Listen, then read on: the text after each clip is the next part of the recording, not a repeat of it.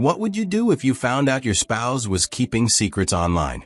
For Austin, a seemingly calm and caring husband, this discovery would set the stage for something much darker. Austin had always prided himself on being attentive, the kind of husband who noticed the little things. So when Lisa, his wife of 10 years, began spending more time glued to her phone, he couldn't ignore it. Her laughter, once shared with him, now seemed reserved for the screen. Innocuous at first, her late-night chuckles and sudden shifts to hide her phone when he walked into the room gnawed at him. One evening, as Lisa showered, Austin's curiosity turned into action. He unlocked her phone, a password he had memorized long ago, only to find what he feared, a string of messages exchanged with a man named Ryan. The chats weren't explicit, but carried an air of intimacy that made his stomach churn. Ryan wrote things like, "I wish I could see your smile in person," and Lisa responded with a playful, "You'd have to earn it." The words burned into his mind.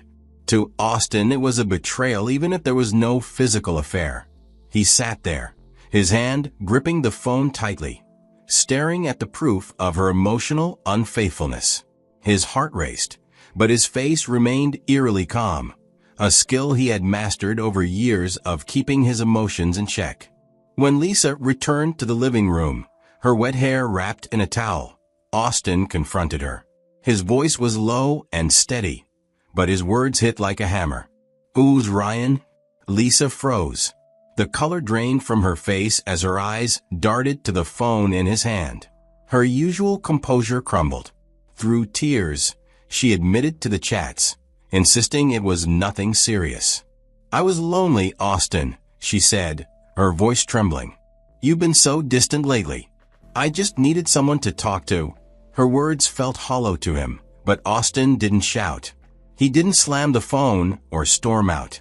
Instead, he nodded slowly, with an almost forced smile. "I understand," he said softly. "It's okay." But it wasn't okay. Not for Austin. Inside, resentment began to brew. He saw her tears as manipulation, her apology as inadequate.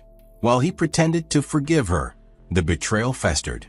Over the following days, his demeanor toward Lisa shifted, not in obvious ways, but in small, calculated remarks designed to make her feel the weight of her actions. "You don't need to hide your phone anymore, Lisa," he'd say, with a sharp edge masked by a grin. "I'm sure you've already deleted anything I'd care about." For Lisa, the emotional connection she sought online had been a fleeting escape. For Austin, it became the seed of something far more sinister. At first, Austin's comments seemed harmless, almost playful. But soon, his words took on a sharper edge. He would point out small things about Lisa's appearance, like the way she did her hair or the way she dressed, saying things like, "No wonder you needed attention from someone else." His remarks didn't feel like jokes. They felt like little stabs meant to hurt her.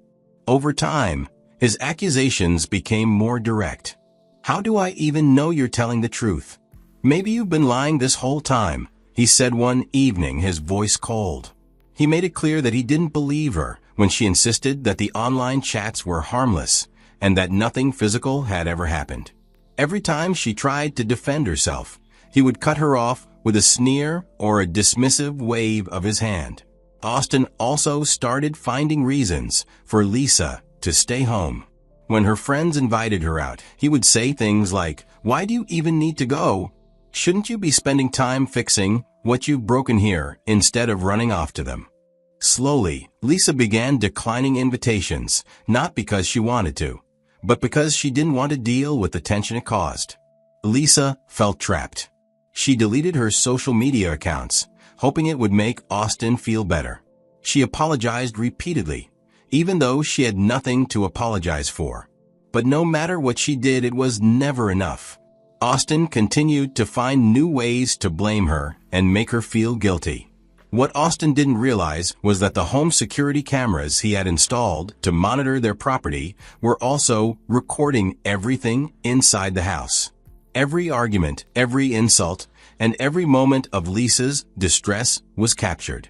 The footage showed the truth. Lisa desperately trying to make peace, while Austin's hostility grew stronger with each passing day. This wasn't just a marriage on the rocks. It was a dangerous situation brewing beneath the surface, with tension building like a ticking time bomb. It was a quiet evening in the Thompson household. The dim light of the living room cast long shadows on the walls as Lisa sat on the couch, her phone untouched on the coffee table. She looked distracted, a far cry from her usual self. Upstairs, Austin was in the bathroom, or at least, that's what he would later claim. At exactly 8:17 p.m., Austin's voice pierced the calm when he dialed 911. His tone was calculated, shaken but composed, as though he had practiced how to sound distressed without breaking. "Please, send help," he began, his voice trembling just enough to seem genuine. "I was upstairs in the bathroom when I heard 2 gunshots. I ran down as fast as I could, and my wife, she's gone." He took a sharp breath, seemingly struggling to hold back tears. "The gun is right next to her. I think she self-exit." The operator asked him to stay on the line, trying to keep him calm while dispatching emergency services. Austin followed instructions, but never strayed from his story. He said Lisa had been struggling emotionally, hinting that her guilt over chatting with another man might have driven her to this act. "She was feeling terrible about it," Austin added, his voice low. "We talked about it a few weeks ago, and I thought she was doing better, but I guess I was wrong." As the minutes ticked by and the sound of sirens drew closer, Austin stayed eerily composed. His words were deliberate, as though he was carefully constructing a narrative he needed others to believe. When the officers arrived, Austin opened the door with red-rimmed eyes and shaky hands, playing the part of the grieving husband perfectly. "She's in the living room," he said, pointing toward the couch. "I didn't touch anything. I didn't know what to do." But even as Austin guided the police to Lisa's remain, something about the scene didn't sit right with them. And as they started their investigation, cracks in his story began to appear. When the detectives arrived at the scene, Austin greeted them with a calm yet somber demeanor. He repeated his story, claiming he had been in the bathroom when he heard 2 gunshots. He said he rushed out, only to find Lisa lying in the living room with a gun nearby. At first glance, his tone seemed genuine, but the experienced investigators immediately noticed several red flags. Detectives couldn't ignore the visible scratch marks on Austin's face and arms. These weren't faint or accidental. These were deep and deliberate, the kind someone would leave during a struggle. When questioned, Austin brushed them off, saying he got them earlier in the day while doing yard work. However, his explanation didn't add up, as the marks were fresh, and his nails bore no sign of soil or dirt. While the scene initially seemed straightforward, the forensic team quickly identified inconsistencies. The trajectory of the bullet didn't align with a self-inflicted wound. Self-exist gunshot wounds typically follow a specific angle, close range, direct, and clean. But Lisa's injury told a different story. The angle was awkward, almost as if someone else had fired the weapon while standing over her. Another glaring inconsistency was Austin's claim that he heard 2 gunshots. In most self-exit cases, there's only 1 shot fired, as it's typically instantaneous. The detectives found no evidence that Lisa would have fired a second shot. This detail cast serious doubt on his account and raised the possibility that Austin was lying. As investigators walked through the living room, they noticed subtle but telling signs of tampering. A chair was slightly out of place, as though it had been moved recently. The coffee table had faint smudges, suggesting it had been wiped clean. Even the gun itself appeared to have been handled multiple times before being placed near Lisa's body. These clues painted a picture of someone trying to stage the scene rather than preserve it. At this point, the detectives knew something was wrong. The physical evidence contradicted Austin's story, and his calm demeanor now seemed more calculated than grieving. They had no doubt this was no simple case of suicide. When detectives began reviewing the security footage from Austin and Lisa's home, they discovered chilling evidence that shattered Austen's claims of innocence. The footage painted a disturbing picture of the couple's life in the weeks leading up to Lisa's death. Clips showed Austen's cold, cutting remarks during arguments. He often belittled Lisa, calling her names and mocking her attempts to repair their marriage. In one clip, Lisa appeared to be quietly crying while Austen dismissed her, saying, "This is all your fault." The pattern of verbal abuse escalated over time, showing Austen's growing anger and control over Lisa. The most damning footage came from the night of the incident. Though the living room camera didn't capture the actual shooting, muffled sounds from another room suggested a heated argument followed by a struggle. Moments later, 2 gunshots rang out. Forensic evidence further unraveled Austen's lies. Investigators examined the gun found near Lisa's body and discovered Austen's fingerprints on the trigger and grip, positioned in a way that clearly indicated he had fired the weapon. Lisa's hands told another story of the final moments before her death. Her nails were broken, and traces of Austen's skin were found beneath them, evidence of a desperate struggle to defend herself. The crime scene itself contradicted Austen's claim of Lisa's self-exit. The trajectory of the bullet wounds, the position of the gun and blood spatter analysis all pointed to an external shooter. The scratches on Austen's arms and neck confirmed a violent altercation, aligning with Lisa's defensive wounds. By piecing together the footage, forensic evidence, and the inconsistencies in Austen's story, detectives had everything they needed. What Austen tried to stage as a tragic suicide was, in reality, a cold-blooded murder. Confronted with mounting evidence, Austen's confidence began to crack. At first, he maintained his calm demeanor, repeating the story he had rehearsed countless times in his head. He told the detectives that he had been in the bathroom when he heard 2 gunshots. Rushing out, he claimed he found Lisa lying on the living room floor, the gun beside her. His voice was steady, but his eyes betrayed a flicker of nervousness. The detectives were methodical, presenting the inconsistencies one by one. The scratch marks on Austen's face and neck, marks that matched the broken nails found on Lisa's hands. The trajectory of the bullet, which made a self-inflicted wound impossible. And then, the most damning detail, the implausibility of 2 gunshots in a supposed self-exist.